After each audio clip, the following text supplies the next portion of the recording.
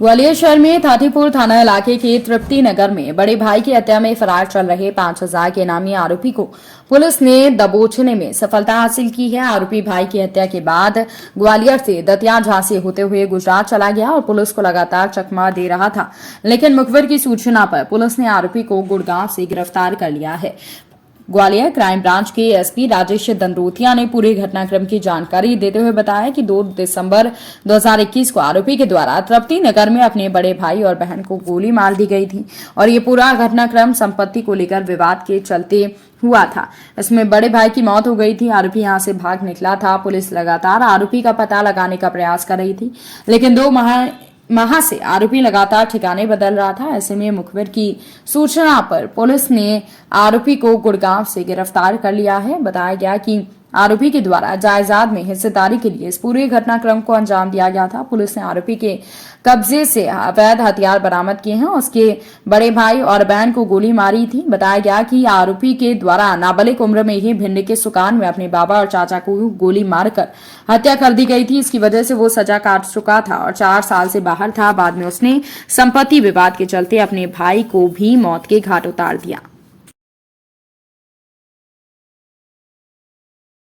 ये 2 दिसंबर 2021 को थाना थाटीपुर के अंतर्गत तृप्ति नगर में एक घटना हुई थी, जिसमें कि भाई ने ही अपने भाई को और बहन को गोली मार दी थी, जिसमें 3 गोली बहन को मारी थी और 2 गोली भाई को मारी थी। तो दोनों को ही तत्काल इलाज के लिए रेफर किया गया था, जिसमें भाई जो बड़ा भाई था वो एक्सपायर हो गया था और बहन की बड़ी मुश्किल से काफ़ी सीरियस हालत में थी। इलाज के दौरान वो स्वस्थ हो गई और उसके बाद लगातार ये फरार हो गया। वहाँ से टीमें लगातार काम करती रही। क्राइम ब्रांच की टीम ने इसमें काफ़ी मेहनत की और इसमें जो सीएसपी मुरार है, नागेंद्र सिकरवार, उनके द्वारा भी काफ़ी मेहनत की गई। CSP DSP crime Ratnesh Singh Tomar, इनके द्वारा पूरी टीमें लगाई जाकर लगातार प्रयास करते रहे थे हम 2 दिसंबर के बाद से।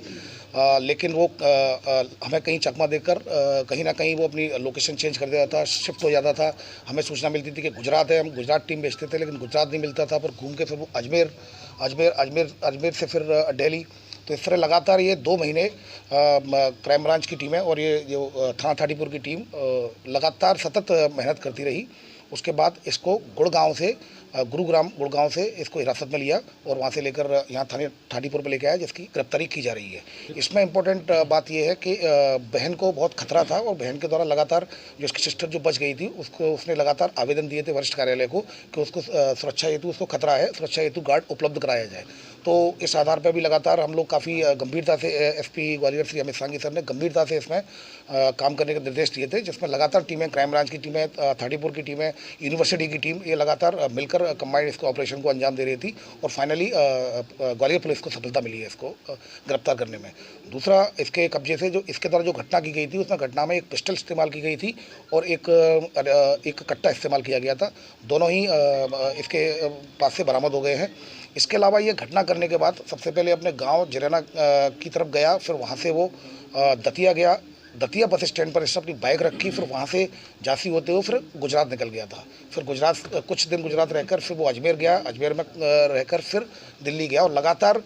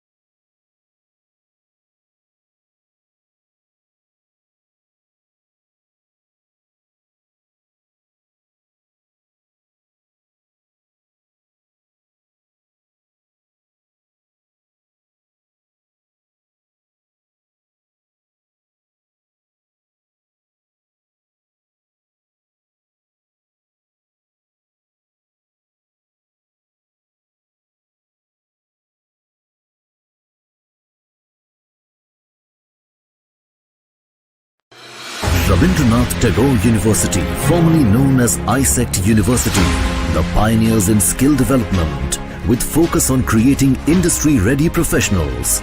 Join India's premier skill-based university, Rabindranath Tagore University.